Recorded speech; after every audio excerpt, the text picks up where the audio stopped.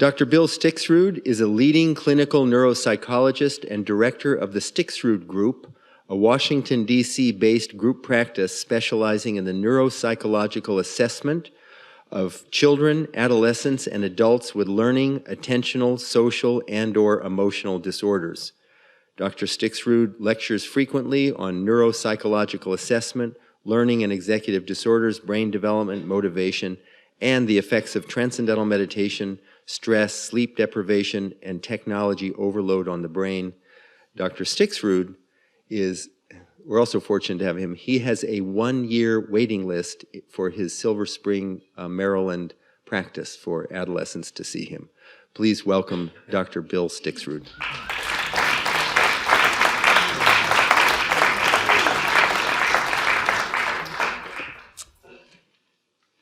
So it's true, I'm a clinical neuropsychologist, and for the last 30 years I've made a living by testing kids who have learning issues or attention problems or autism or emotional problems.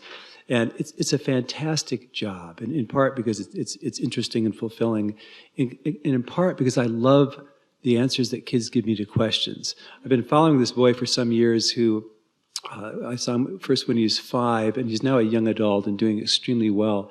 But what I remember most, when he was 5, I asked him the first question from a test of vocabulary. I said, "What's a cow?" And he said, "I can't believe you don't know that." So tonight I'm going to talk to you about TM and the teenage brain. And what I'm going to focus on is how is the teenage brain different from an adult brain? And why do adolescent brains desperately need meditation? And how can TM prevent and treat the kinds of problems that are so absurdly prevalent in young people these days? So the first thing I want to tell you, I want to focus on a couple of brain structures and chemicals for our purposes. Fred talked about the prefrontal cortex, and that's a big part of our story. And I also want to tell you about the amygdala. How many know the amygdala? So the amygdala is part of the brain's threat detection system. And the amygdala is sensitive to emotional context of experience, but it's really sensitive to anything that's potentially threatening. So fear, anger. And when the amygdala senses threat, it will start your fight or flight response, your stress response. And when you're in your right mind, what happens is your prefrontal cortex will regulate the rest of the brain. It'll guide your thinking and behavior, and it'll regulate the amygdala. It'll calm the amygdala down. And when you're stressed, what happens is that the amygdala is regulating your rest of the brain. And so one of the first points, the major point about adolescent brain is that this prefrontal cortex is very slow to mature. We know that the cognitive functions of the prefrontal cortex aren't mature until 25 plus minus 3. The emotional regulation functions aren't mature until 32 plus minus 3. So those of you who have immature boyfriends, I mean, there's still hope. But I will say, I lecture about the most useful stuff I've learned about kids' brains, and this is the #1 thing, because it's so encouraging. It gives people hope. People whose kids are struggling, they're struggling when they're 16, to tell them they're going to have a different brain when they're 18 or they're 20 or they're 24. And as this cortex matures, what happens is that not only does it become more mature in the way it functions, it comes online and it starts to do stuff that it didn't used to do. So if I showed you a picture of somebody experiencing fear, what activates in your brain is a little bit in the amygdala, because the amygdala senses the fear, but a lot in the prefrontal cortex. You show a 16 or 17-year-old a picture of somebody who's afraid, and they have trouble judging what the emotion is, and what activates in their brain is largely the amygdala. The prefrontal cortex doesn't activate very much to do that. It comes online, and it progressively comes online, and so much of the transition between being a kid and being adult is this unfolding of the prefrontal cortex. And what I'm concerned about is that so many kids that I see, and whether they're poor, whether they're rich, whether they're smart, whether they have learning issues, and you could be smart and have learning issues too, but they're so stressed, and I worry that they may not be developing healthy prefrontal cortex. And the second point I want to make about the adolescent brain, the second thing that's different, I'll just say, this is just a slide that illustrates this idea that this is how the purple is the more mature. And you can see how dramatically more purple there is at age 20 than there is at age 12. And this study didn't go past age 20, but if you go past age 20, it becomes even more dramatic. Now, the second major thing about a teenage brain is that there's changes in the brain's reward system. And what I'm talking about is these deep centers in the brain that send the neurotransmitter dopamine to the rest of the brain. And dopamine, you think about it's the power switch. It's the energy source. Dopamine is what you have in your brain when you're excited about something, when you're motivated about something, when you're anticipating something cool happening. You have high levels of dopamine. And what happens in teenagers is that they have particularly high levels of dopamine to anything that's rewarding, so anything that's pleasurable. So if you have teenagers involved in a gambling kind of situation where they can win money, and they have these huge spikes in dopamine compared to adults. The idea of winning the money, it's just so much more pleasurable. It's more exciting. If you just give them sugar water, you see a bigger a bigger spike in dopamine, and the main thing is that the thing that's most rewarding for teenagers is other teenagers. That from an evolutionary point of view, that teens want to spend more time with other teens, and they laugh together louder than we laugh, and life is more exciting in some ways, life is harder in other ways. But it's this change in the dopamine and this immature prefrontal cortex that places teenagers at risk for being impulsive and for addiction. And I may talk a little bit more about those things. Now, another point I want to make about this adolescent brain is that it's incredibly powerful, creative, adaptive. Neanderthals, it turned out, didn't have adolescence. They were kind of mature by the time that they were 10. And people think that humans had an evolutionary advantage because we had adolescents who can explore, who want to take risks, who will go out and look over the other side of the mountain. And it's incredibly powerful. I heard an interview with Bob Dylan where he was asking, could you write the kind of songs you wrote when you were 20 now? He said, are you kidding? Where'd that come from? It came from an adolescent brain. It came from a brain that's not fully mature. And at the same time, the adolescent brain is vulnerable. And it's vulnerable to the effects of chemicals. It's vulnerable to alcohol. It's more vulnerable than the adult brain to the effects of drugs. And it's more vulnerable than the adult brain to the effects of stress hormones. So we know that adolescents, because they're more vulnerable, that they're really stressed. And especially when they learn to drive. And we know that stress affects the developing brain more than it does the mature brain. And that stress can change the developing brain in a way that can have long-term effects. And so, and it turns out that kids these days are really stressed. That there is a recent study of the American Psychological Association found that teenagers now report similar levels of stress to adults. And there's a woman at the University of San Diego State by the name of Jean Twenge, who had the brilliant idea to study responses to this personality inventory, the MMPI, of people young people, older adolescents and people in their early 20s, who completed this thing in the 1930s, 1950s, 1960s. And what she found was that contemporary kids in the 2000s, were 5 to 8 times more likely to report the symptoms of anxiety disorder or depression, major depression, than young people were at the height of the Great Depression or during World War II. And why might this be? There's a lot of hypotheses. Some have to do with the incredible level of sleep deprivation that young people experience. Some people think it has to do with the increased academic pressure and competition, the fact that the kids don't play very much. Certainly, there's a lot of speculation about the effects of 24/7 use of technology. And it's a little frightening to know that the more time kids spend in front of a screen, The more attention problems they have, the more behavior problems, the more psychological problems, the more physical health problems. And this vulnerability to stress, it's a big deal in many ways, and not least of which is that one of the major tasks of being a teenager and a young adult is learning. And we know that that when you're stressed, I mean, you have the experience yourself, it's hard to pay attention.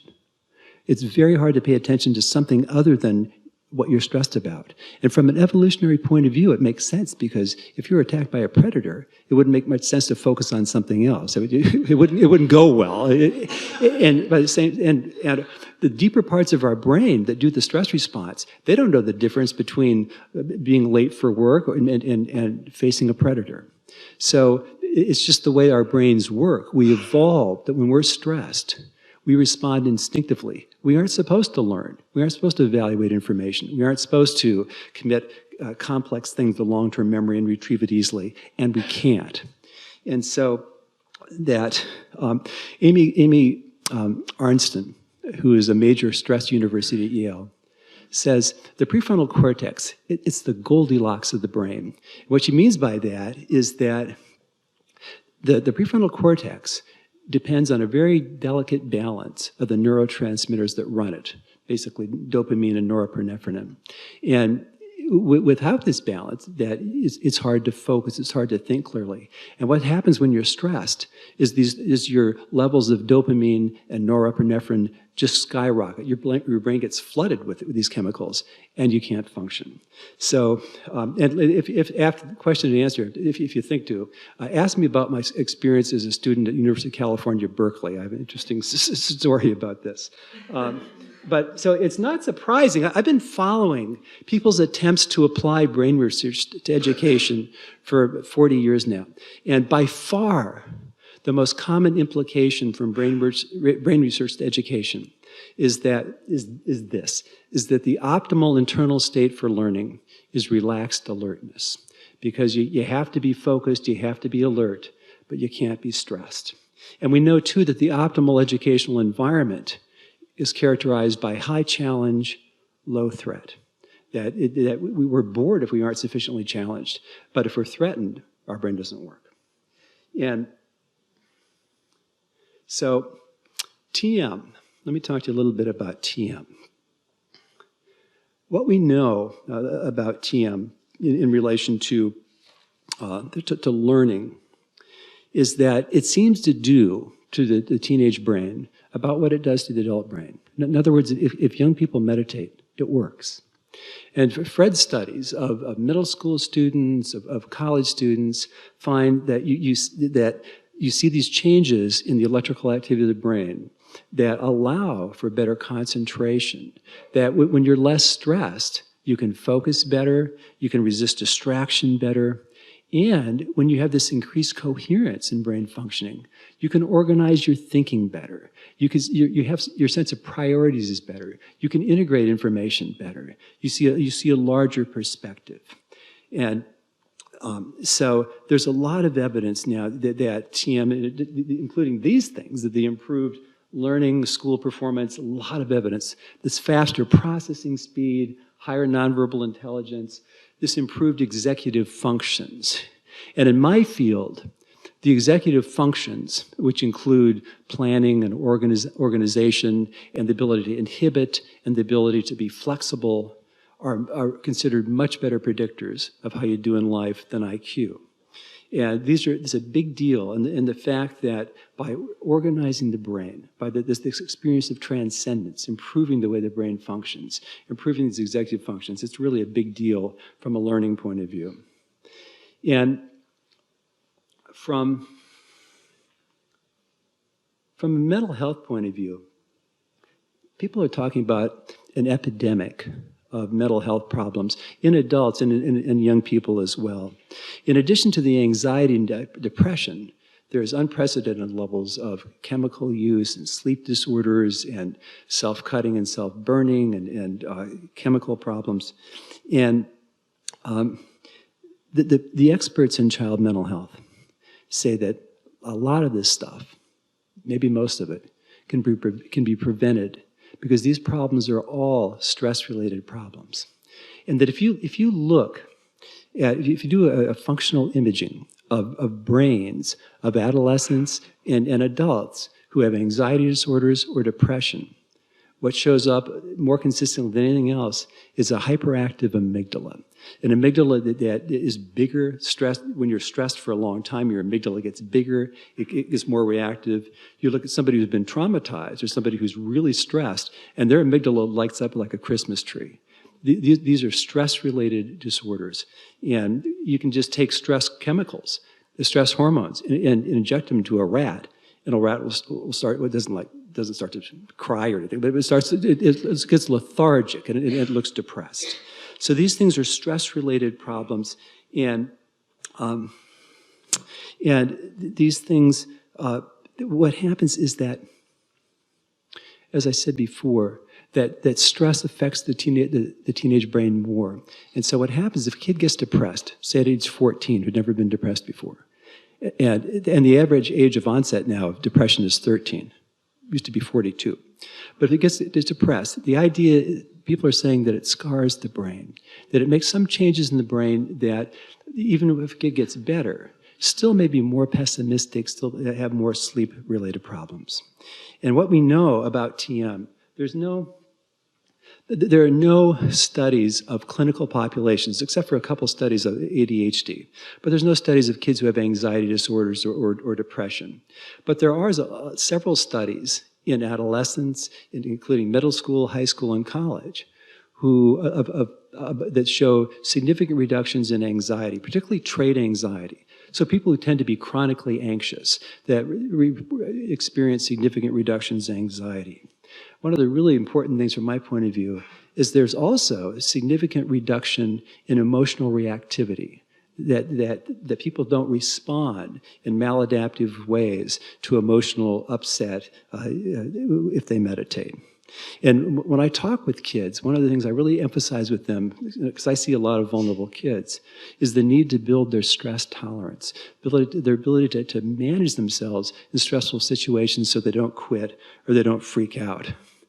And I think that one of the interesting things here is that we also see, again, there's no studies of teenagers or young adults who are depressed, but we do see in several studies improvement in mood, where people start to be more positive, that report greater happiness, less negative mood.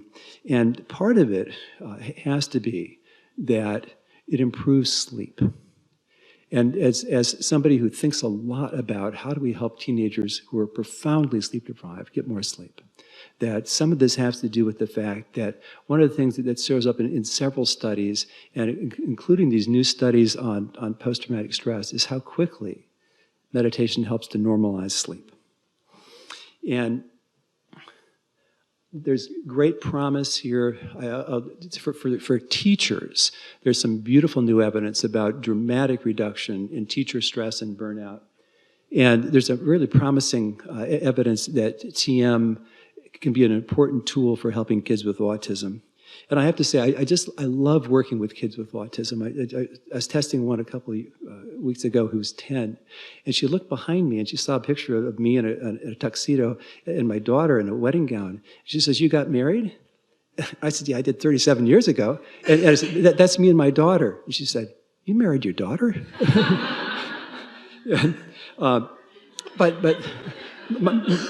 But my friend and former colleague, David Black and Norman Rosenthal, who figured out seasonal affective disorder, and along with Bobby Roth, wrote arguably the best existing book on TM, have done very interesting pilot work on autism that I will tell you more about. And the last thing I want to tell you, I'll tell you a story about this later. I'm completely in the tank for the David Lynch Quiet Time programs. The research on it is showing where kids are meditating twice a day in school, is showing improvement in all kinds of important areas. And I'll tell you about some of my own experiences in the question and answer. And the last thing I'll say is that because of the reward, because teens are so rewarding to each other, what I'm focusing on now in my own work is trying to get kids in schools to meditate together, developing meditation clubs or even meditation buddies, having schools develop study halls where kids can meditate. Because teenagers, they typically don't want to do stuff that other kids aren't doing. And the brilliance of these David Lynch school programs is that everybody's doing it. And I ask kids, when I see all kinds of anxious, unhappy kids, I said, what has anybody told you about how to prevent stress or how to make yourself feel better when you're really stressed? And I don't have one kid in 100 who has anything useful to say. And it seems to me that given what we know about what TM can do to improve the lives of young people, I think it's cruel not to teach it to them, at least give them a chance to do it.